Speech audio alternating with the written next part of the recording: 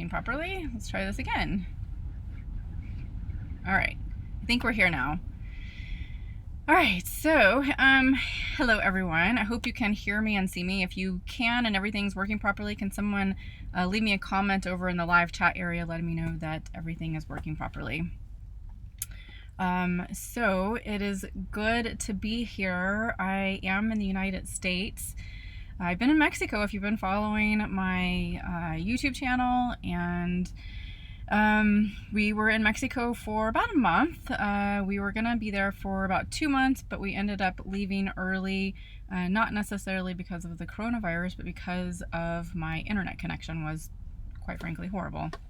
And I had my nomad mentorship course that was actually going live, and I needed to make sure that that was working properly, so I ended up coming back to the United States. And so, hey Patsy, you're in Oregon. Yeah, please let me know where you are coming in from and watching this. All right, so today's topic is about traveling with the whole coronavirus outbreak that's going on. As many of you know, I do full-time travel in my RV, and most of the time everything is really great and it's not challenging, but this has been some challenging times for sure. A lot of us who travel full-time and boondock a lot, we kind of know how to be out on our own and boondock on BLM land or national forest land or places where we can already spread out. And so this concept of spreading out and doing social distancing is nothing new for many of us, but a lot of people who are in their sticks and bricks houses and stuff still, this is a very foreign concept. So I know a lot of you have sent me questions and stuff asking me how I'm doing, where I'm at, if I'm back from Mexico. So I wanted to kind of interrupt the Mexico programming. I still have a couple more videos I'm putting out with content on Mexico, which will be coming out soon, but I wanted to let everyone know that I am okay, and we did get back to the United States safely. So and we did so before the coronavirus outbreak. Well, it was already happening, but it wasn't in full force here in the United States yet. So anyways, all right, so before I get started though, I just want everyone who's on here to realize that if you haven't watched my channel for very long, you should know that I'm a very positive person. I like to look at the positive side of everything and look for that silver lining. And so I'm going to do that also here on this particular live stream today. I don't want to focus on the negativity of everything, and because there's a lot of negativity out there, and quite frankly, I don't know about you guys, but I'm tired of seeing the Facebook, comments, stuff that's true, that's not true, and the news. And I know that we need to stay informed, but it can be overwhelming sometimes. So I just want everybody to understand that I want to keep this positive. So if you're putting any comments that are gonna be a little crazy or political, I don't want this to turn into politics, then I'm gonna have to make sure that don't make any of those comments. So I'll delete them, and then also probably boot you out. So just wanted to let you know that ahead of time. I don't want this to turn into a political conversation. So I'm just going to check who all's here. So we have Patsy from Oregon, Trevor from Winchester, Virginia. Hello, everyone. Oh gosh, I'm going to butcher your name. ZHOU. Hi. Hello from China. Hello. So glad you're on here. Patsy says, wow, from China? Yes, from China. Oh my gosh, there's so much going on over there, like it is here. So hopefully you're safe. And, oh goodness, someone is calling me while I'm in the middle of this.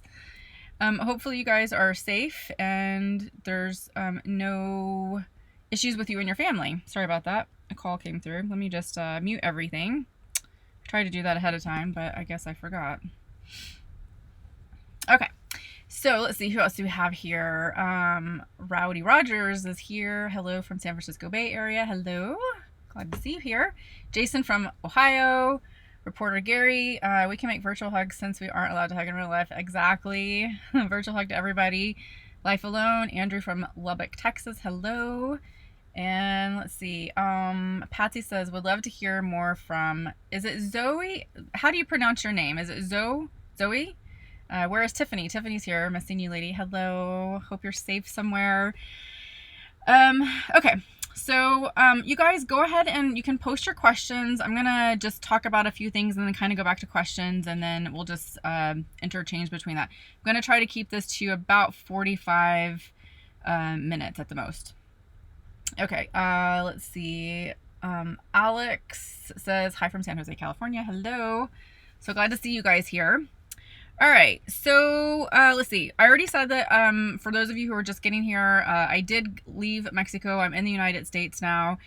And I'm just looking at my notes really quick. So I actually came up to Palm Springs area when I first got back just to kind of decompress from our trip. And it was amazing in Mexico and just a very slow life. And I loved it. It's just amazing. So I miss it greatly, to be honest with you. It was a really beautiful place. So I was down in the Baja Peninsula. I went as far as Loreto.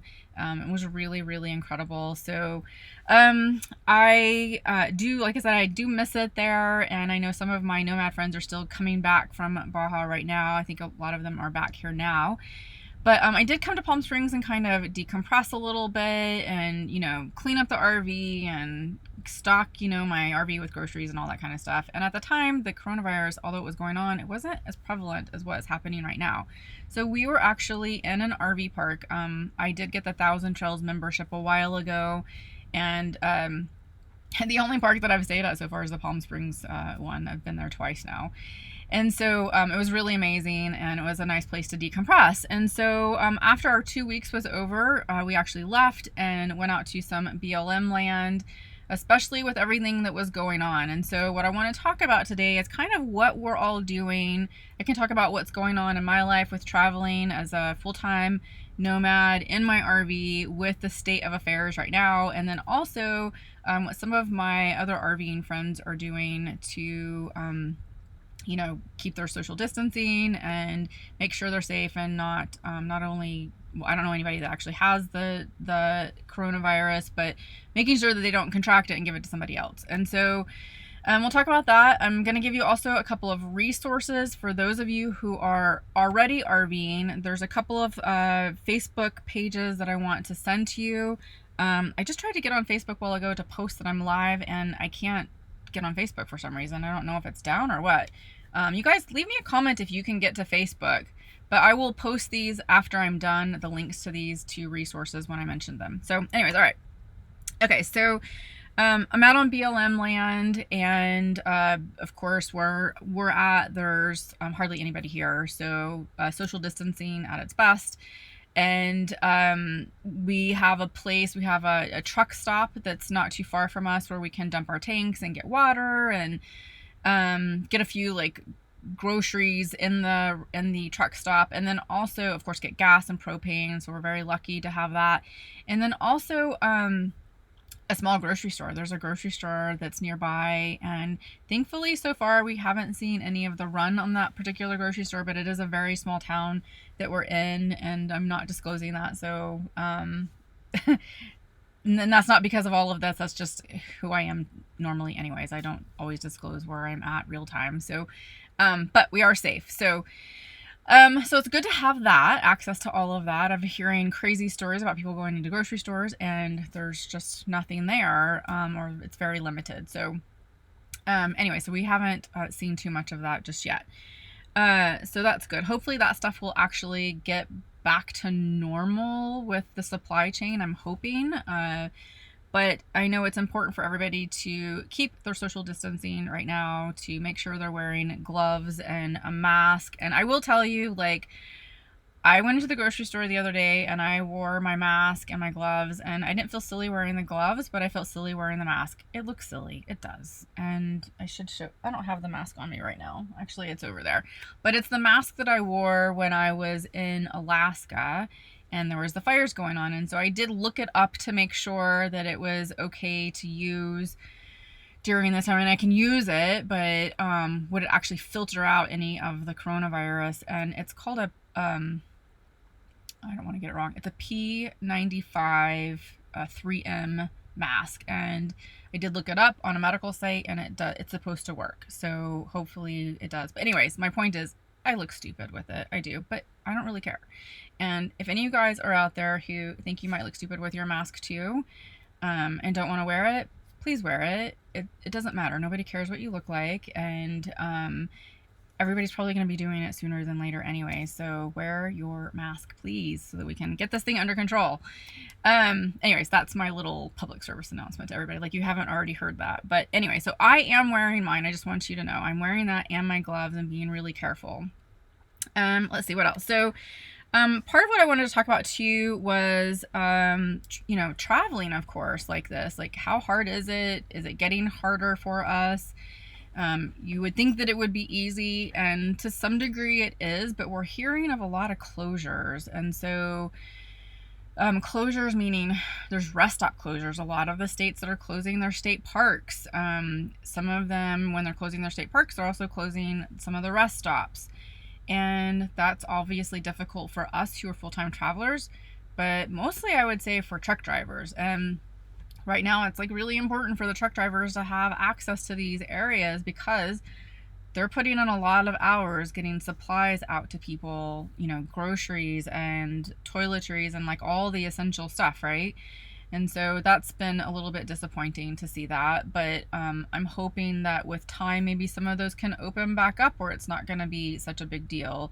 I've heard from some people that are in some of these Facebook groups and these resources that I'm going to give you that some of the closures are not every single rest area, that it's maybe every other one, or in other words, not all of them. So hopefully that's the case. I haven't been out there enough to know if that's the case in each state, but we just keep hearing people who were going by them saying that. In Utah, they have closed some of the public lands, which is what we were really concerned about because most of the places that I stay is on public land. So BLM land, national forest, recreation sites. And if they start closing those, then where are we going to go? A lot of the state parks, of course, are closing, and then some of the private parks are closing as well. And so that's a little bit concerning when we're looking at how we full-time travel in our RVs. So, you know, it was one of those things where I thought, okay, well, what's the next step if that closes down? Who do I know that has land? And so I've contacted a couple of people who I know that have land and that will allow us to stay out on their land if we need to. So I kind of did a plan B, and I've seen a lot of other RVers who are doing the same. They're reaching out to friends and family, and even on Facebook and some of our Facebook groups to see who all they know that can help, because a lot of these people are being pushed out of RV parks too. So that's another problem that's happening. I'm going to stop here and look at the questions. So keep your questions coming. Oh goodness. I've got things coming up on my window that shouldn't be coming up. All right. Just going back up here. So, let's see. Scott says hello from California. Hello. Zoe says it's really no toilet paper in the United States. Yes, there's been a run on toilet paper. We don't know why. Is that not happening in China? I haven't read down through here to see, but yeah, there's been a run on toilet paper for some reason, and paper towels and baby wipes. It's been really crazy. I'm not really sure what has fueled that, but that's been the one product that people have been going after. Let's see. So people are hoarding toilet paper for some reason. Tara says hello from Tampa Bay. Hello. So good to see you here. Hope you're doing okay. Reporter Gary says there's a problem with Facebook. I just had an issue as well. Okay. Jamie says you can get into Facebook, but it's slow. Okay. They might have just had a glitch. I'd heard they were having problems keeping with everybody that's at home and not working. There's been more people on the internet, so maybe that's what it is. Amber, it's unusual having Zoe. I keep pronouncing it Zoe, but I'm not sure if that's it, from China. Please allow her time to tell us how it is over here. Absolutely. I mean, she's not going to be able to come here on, you know, obviously with the video camera, but you are more than welcome to tell us your story. We would love to hear what's going on over there. So absolutely, just put it down in the chat comments here about what's happening over there and what you're seeing on your side. We would all love to hear that for sure. Thank you, Patsy, for saying that. Oh, sorry, you're a boy. I'm so sorry. Um, okay, let's see. Geek Me Scott, who do you use for your hotspots? I use AT&T and Verizon. I have to. James Disler, do you think our communities will allow us interstate passage to get to dispersed camping with our RV? It's a good question. It's something that I've thought of as well. So far, I have not heard any closings of the interstates, but if you guys are hearing something else, please leave us a comment to that effect, because that is obviously important. But I don't necessarily think that would happen. I mean, that's pretty drastic, right? And the other thing too is that they would have to, I mean, they're not going to be able to shut down interstate because all the trucks and stuff that are, have supplies need to get through, unless they're only letting them through for some reason. But I can't see that happening. Plus there's been, Canada is asking Canadians to go back to Canada, and same with America. America's asking all Americans to come back to America. So there's going to be a lot of people traveling on those interstates. Reporter Gary, here in New York City, many people are wearing masks. That's very good to know, Gary. Especially because I think from what I've seen, there's a huge outbreak there as well in New York City. Patsy, apologize for miscalling you female. Yes, we are so sorry about that. Debbie, I'm in the medical field and we do not even get masks. They still aren't available. Oh my God, Debbie, seriously. So what are you guys doing, Debbie? If you can leave us a note, what are you guys doing? I'm looking down really quick for masks or to protect yourself. That's just crazy. And I know there's been a total run on masks, and from obviously the medical field and then individuals. And I just read a news report today. Someone was saying don't go and buy all the masks because the health medical providers need them. So let's see. Life Alone says the COVID-19 is no joke. That is very true. National parks are open and free. Yes, Gary, I heard that actually, which is cool. And they're even waiving some of the fees, I think, to some of the parks, which is quite interesting as well. Oh, and you said that's in your next line. Patsy says, but no camping. Correct. No camping. Usually the national parks have camping. It's paid camping, but I don't know, to be honest, if you can camp there or not. It's a good question. I should write that one down. If anybody else knows the answer to that question, please let us know.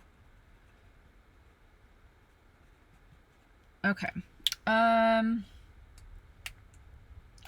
30 and wake up. Hey, Kevin. So good to see you here.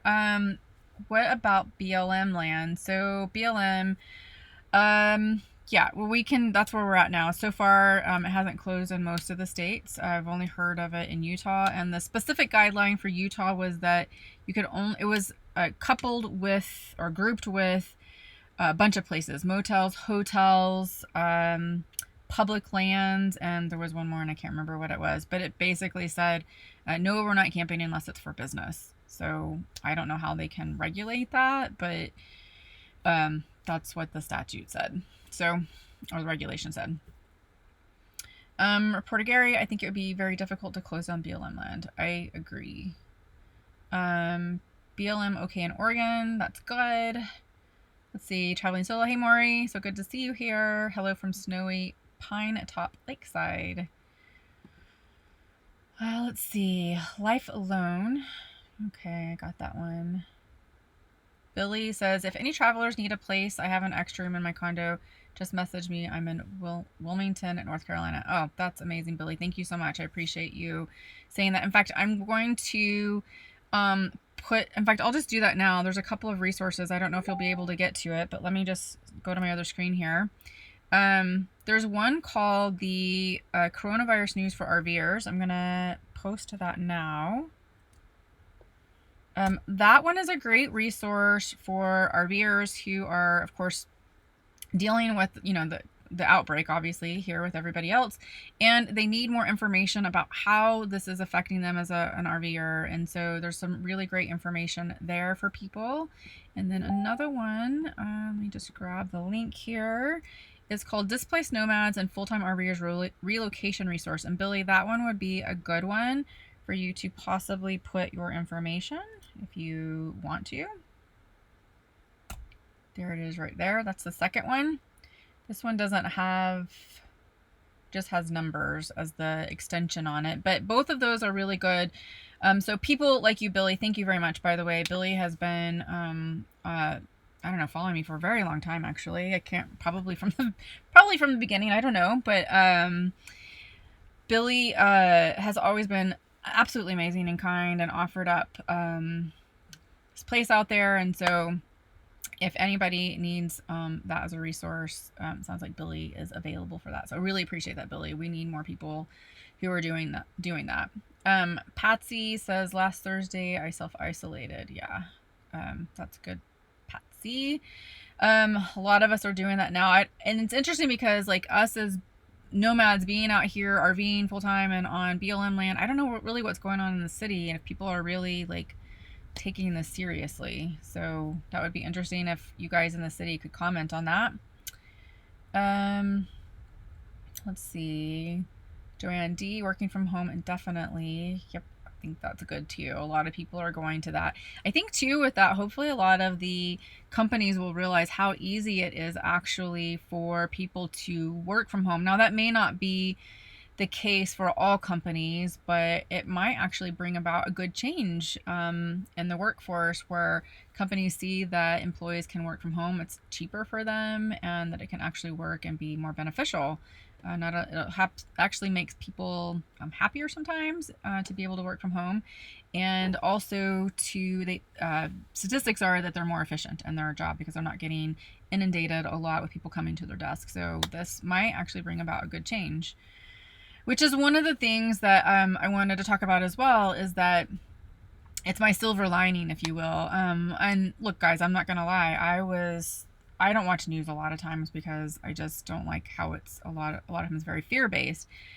But I started watching the news because, of course, everything that was going on. And so being on Facebook and watching the news, I was pretty freaked out. Like, my anxiety was really high this last week. And I finally had to refocus, which is what I do a lot of times, refocus and figure out exactly what I can control in my own life, and all of the things that are affecting me, and do the best that I can. At the end of the day, I cannot control what's going on, but I can only do what's best for myself and my community and my loved ones. And so I had to really kind of refocus, and I still have a little bit of anxiety from it all. I mean, there's a lot of unknowns, but I started meditating a little bit more about it and trying to find that place in me that can accept what's happening regardless of the fact that I can't control always the outcome of it. And obviously things are going to be hard for a lot of us for a long time potentially, and we don't know how long this is going to last. So trying to figure out again, what is it that I can control in my own life, and find that silver lining. So I think part of the silver lining for me and a lot of this is that there's going to be a lot of change in our country. There's going to be a lot of change with us individually, and we're all going to, I think a lot of us will refocus on what's the most important to us. And everybody being in their homes and having to self-isolate potentially can, you get to connect with your family a little bit more, right? And your loved ones. And that's always a good thing too, I think. So, anyways, there's my little silver lining. I don't know what those changes are going to be. I don't always know. I know a lot of times when I look for that silver lining, sometimes I don't exactly see it clearly in the very beginning. And, I'm not saying that there's a silver lining to people dying. Don't get me wrong. I know this is bad, and of course I don't want people to die, and I don't want people to get sick. But there's change in the world, right? There's change in the world, in our country, in our state, and in our own lives. And I always try to figure out what is that opportunity for growth as a human being. And that's where the silver lining is for me. That's what I mean by that. Okay. I'm going to get back to questions here. Sorry, it's going really fast and I can't keep up. Let's see. Sorry about that. Sue says hello from Toronto. Hello, Sue Ann. Thank you for tuning in from Toronto. Let's see. Jamie says, it looks like the national park campgrounds will be closing if they're not already closed. Oh, I thought they were staying open. No? Maybe this is something new. Oh, Joanne. Joanne says, my uncle just passed away this afternoon from COVID-19. God bless him. 93 years old, World War II veteran. Miss him so. Be careful. Be well and be safe. I'm so sorry to hear that. That just is awful. Sorry about that. I need some water. Talking a lot. I'm very, very sorry to hear that, Joanne. And I know this is a tough time for you and for so many people, but my heart is with you, and thank you for sharing that. I really appreciate it. I know you've been on here quite a bit and sharing a lot of your story with me, and I appreciate you sharing that with us, and my heart goes out to you.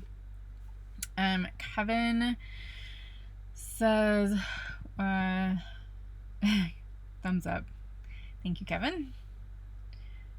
Cynthia, let's see, masks don't protect uninfected people from the virus. If you're sick, then a mask helps contain the spray from coughing, or if you're a health pro, they provide protection from close contact spray.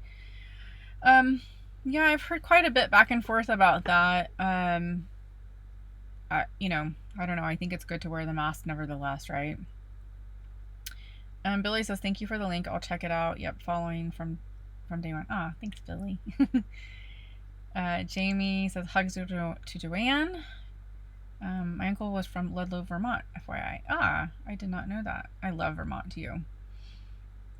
Let's see. Tina's journal. Hello, Tina. Good to see you here.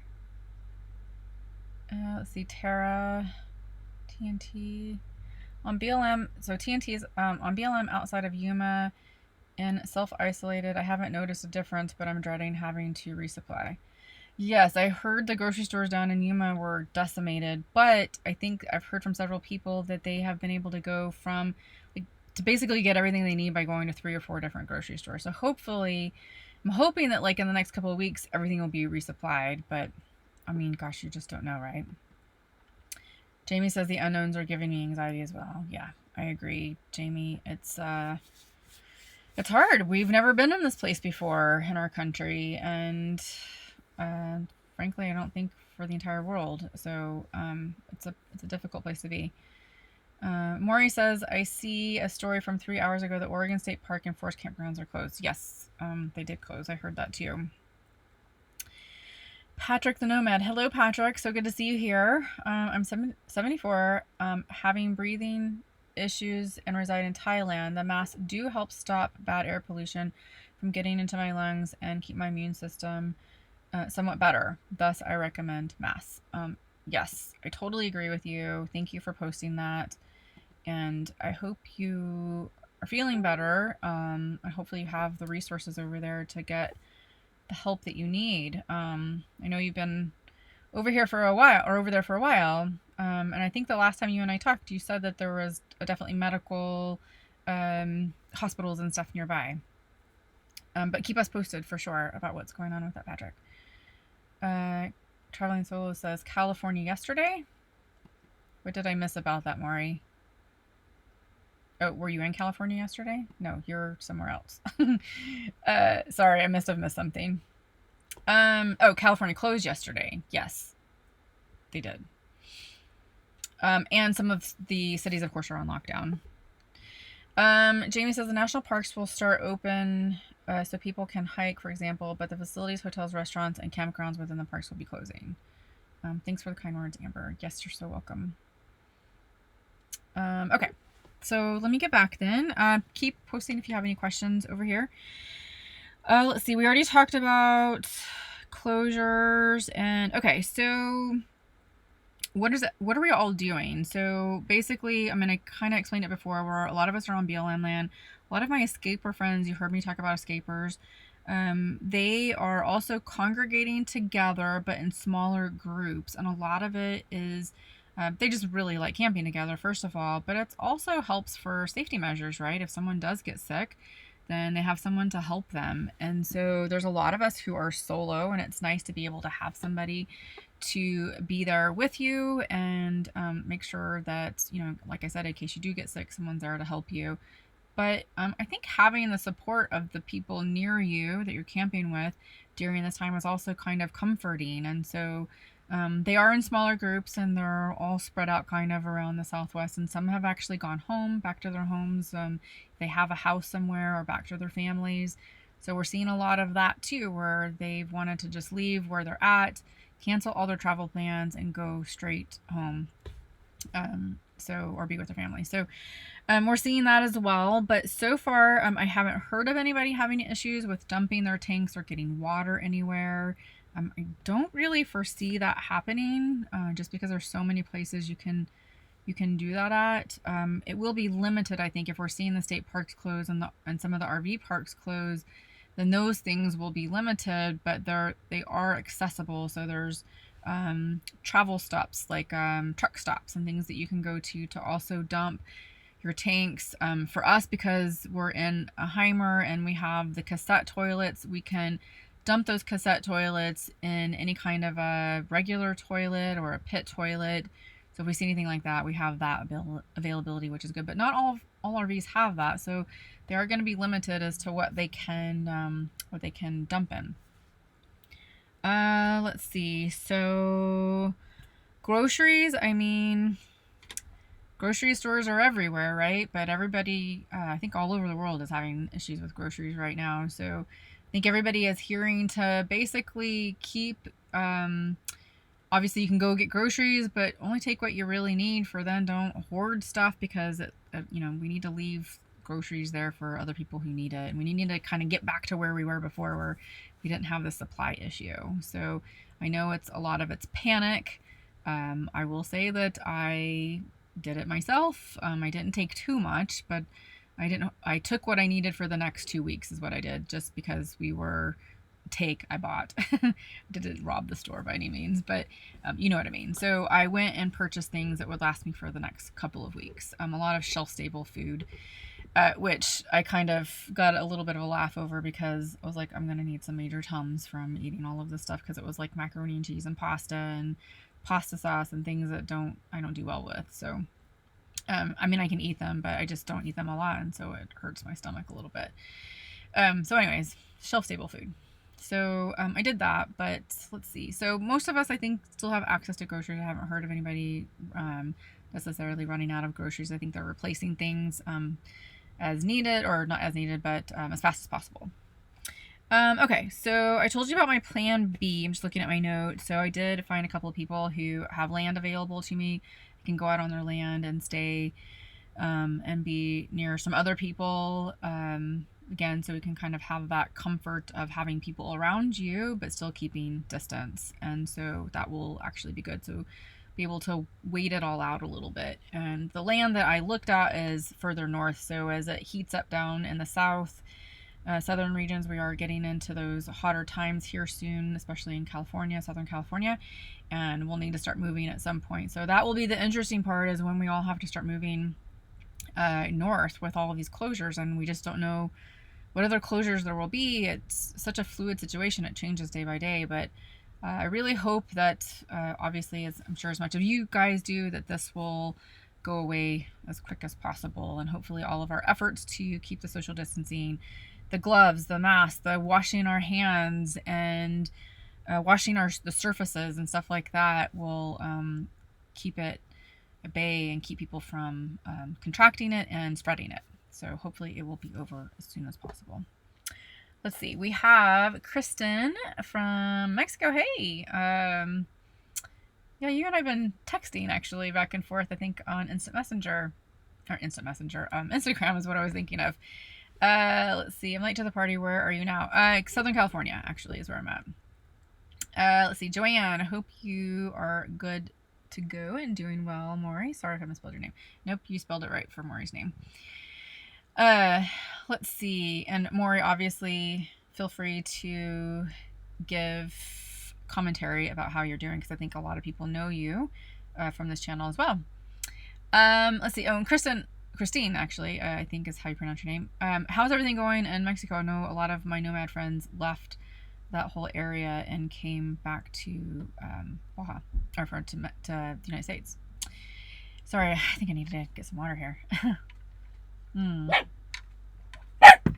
Lily. Shh. Sorry, guys. There's someone outside. Lily, stop.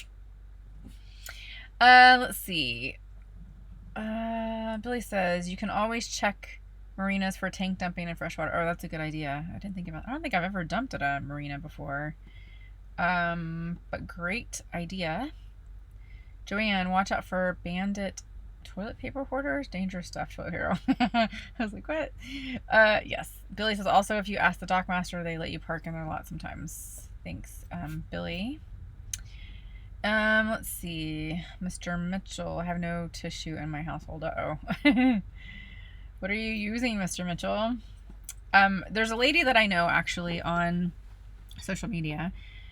She's an amazing lady. Her name is Lana Schlafer. If you don't know her from Facebook, she's a huge person in the realm of manifestation, and she's quite amazing. But she grew up in Russia, and she said that they didn't have access to toilet paper. A lot of times they just washed themselves. So I'm assuming you would have a cloth and just wash yourself. So it may come to that for all of us, but we have things we just have to change and roll with it, right? I know that all probably sounds gross and everything, but we will figure it out. Being out of toilet paper is not the worst thing in the world. Let's see. White elephant, can I still get a visa? Yeah. Debbie, my dog started looking at the phone. Lily, she's barking. Sorry about that. Anyways. She's just resting comfortably in the front seat. So let's see, what time is it? Oh, we only have about 7 more minutes right now. So let me know if you guys have any other questions. Let's see what else. We've talked about the land. I gave you the links for the resources. Make sure you check out those links if you guys are already RVing. Some really great information there about again, what's going on in the world for RVers, and then also people who don't have a place to go and need land or something like that. It's connecting full-time RVers with people who have land. And so if you're one of those that has land and can help people out, get on that one link that I sent. I'm going to post it again here. It's the last one. There it is. And that will hook you up with other people who might need some help, and you can help them out too. Let's see. Yes, so the other thing is that mostly right now we're just traveling as little as possible. So my YouTube channel will be quite interesting because I won't be traveling as much, so I can't bring you a lot of that, but I can tell you what's going on in my life and what we're dealing with this whole outbreak. So I'll probably be bringing that stuff to you. But yeah, just traveling as little as possible and, heeding the warning about social distancing and, kind of staying put. So that's really about it. So other than that, we haven't really been too affected by it. Again, like I said, except for groceries, that's about it. Let's see, we have a few more comments on here. Life is Short says, hi Amber, good to see you. Got here late. So are you in the US now? Yes, I am back in the United States. I got here, I guess, 2 or 3 weeks, maybe 3 weeks ago now. Came in only because it wasn't really because of the coronavirus. At that point in time, there wasn't a ton going on with that information here in the United States, or that maybe I was blissfully unaware of it being in Mexico, but I hadn't heard too much of it. At that point in time, we came back because the internet was just so slow in this one particular area that I was at. And I had a SIM card actually for Telcel, several of them to be honest with you, and they just were not working properly and couldn't get good cell service. And obviously my business is completely online and I needed to have good internet connection. So I ended up coming back. This is all a learning curve for me, and I would love to go back to Baja again. It's an amazing place. Love it, love it, love it. But I need to figure out the internet. So I have a couple of solutions coming up that I think might work, but I need to kind of test them out, especially before I talk about them. Let's see. Christine, my friends and I are self-quarantining as much as possible. We live in the largest expat community with many older people, 15,000. So we operate as if we have the virus, or everyone else does. Oh, yes, that's amazing. Yes. So Christine, yeah. sorry, I was just thinking of our conversation about going over there because I remember where you're at now. I won't mention it on here, but yes, I remember where you're at, and that's sorry, I was looking at all of the other messages here and got distracted. But that's amazing that everybody is doing that, and a great way to view it is to pretend like everybody else has it. So yeah, I feel it kind of like that too myself. But stay safe out there, and I hear that, you know, in that whole area in Baja and the mainland Mexico, that you're not as affected by it as we are here, meaning there's not a run on groceries or toilet paper. So maybe you can speak to that a little bit too. Let's see. Debbie, yes, please keep us informed. I'm glad you were safe. Absolutely. Patrick, my view, Amber, you folks hanging out in Utah, Montana, Idaho, where there is little to no virus, maybe the safest of any place in the States. If there, I'd even consider hanging out in Western Canada. Yeah, well, unfortunately, Canada and the United States closed their borders to any kind of tourism or recreation. And so if you're not Canadian, you can't go into Canada. If you're not American, you can't come into America over the Canadian and US border. So there's some stipulations and exceptions to that, but mostly that's what they're saying at this point. So unfortunately, we can't go there. But yep, there's a lot of places, except the places that you were mentioning, Utah, Montana, Idaho, right now are super cold. So it's hard for us. That's the other thing, I guess, with our RVs. We can't move to those spots if our RVs are not outfitted for cold weather. We could actually winterize, but it's not something that I really want to do if I don't have to. So I'm kind of waiting it out down south until it gets warmer. Joanne says, you go, Amber. Thanks and stay safe. And well, keep up the awesome work personally and professionally. Thank you, Joanne. I appreciate it. And she says night night. And I think I'm going to sign off now. We're almost 45 minutes into this. I don't see any other questions, but I appreciate everybody getting on here. I hope you are safe and well, and your family and your loved ones, everybody is safe and well, and keep doing your part with the social distancing and washing the hands. And my hands are like dry as ever too from washing so much, but hey, I will do that over getting it or infecting anybody else. So anyways, I will see you guys on here. I probably will pop on and do a few more live streams throughout the month, just because everything is changing so much. And I know a lot of you guys email me or send instant messages to me asking me what's going on. And I know you've been really interested in that. So I appreciate it. And thank you so much for thinking of me and Lily and what's going on with us and making sure that we're safe too. So good night, guys.